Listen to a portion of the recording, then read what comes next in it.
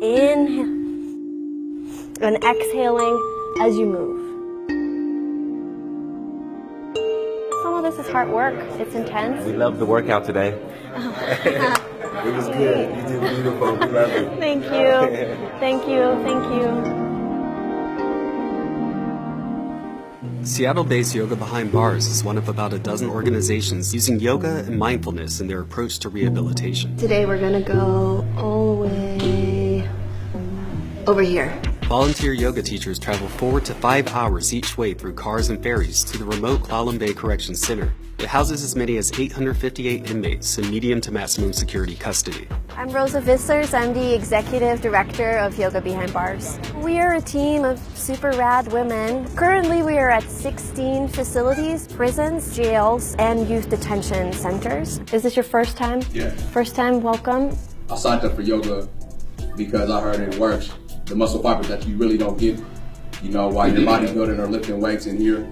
I'd love to hear if there's a chronic back pain or you're recovering from an injury. Or back injury and a shoulder injury.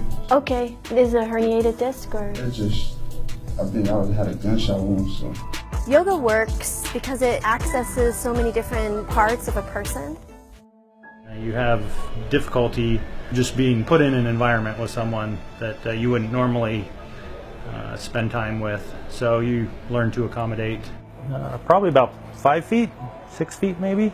David actually was in the first class at Clallam Bay that I taught when we started the program, and he's been in that class ever since. Yoga comes in because it's so relaxing, it helps you to interact. I can do this pose or a lot of other balancing poses. You can extend your arms out to the side and you're touching a wall, you're touching the bed. There's not a lot of room.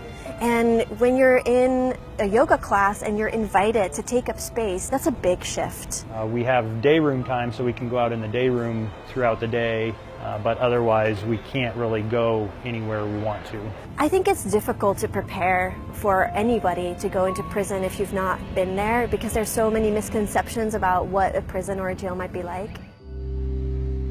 Yoga Behind Bars' network of 102 volunteers work with men, women, and juveniles with varied backgrounds and traumatic pasts.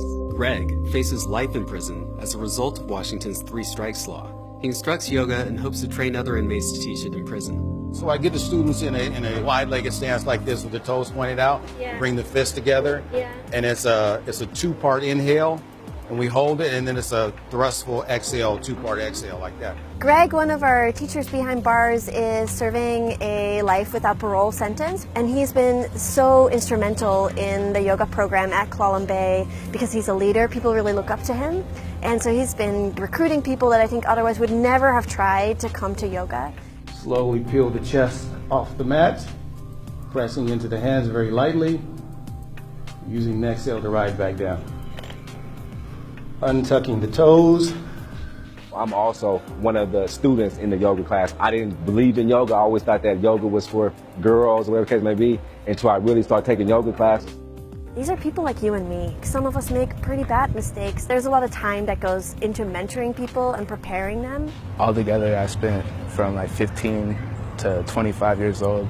I just got out 2 years ago. Shuja was first incarcerated as a juvenile, spending 10 years behind bars. On the inside, he says he tempered his destructive spirit through yoga, and today contributes to Yoga Behind Bars. Hearing about Yoga Behind Bars was awesome because I had started playing with yoga by myself, like in my cell, and so to hear that there was like an organization that was bringing it inside of the prison was really rad.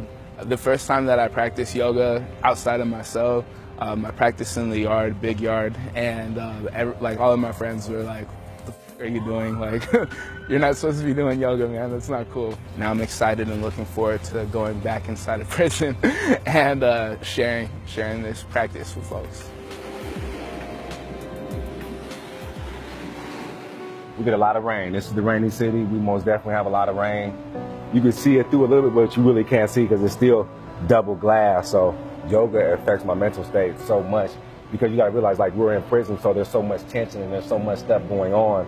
Just being able to do yoga, it takes you outside of these walls. It helps me so much.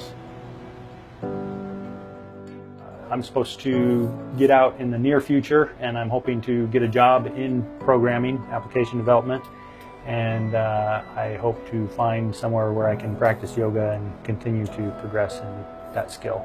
Yoga is a way to discover the goodness, our humanity, and I think it's so important that people behind bars get that message that they're worthy, that they're valuable, and that we care about them.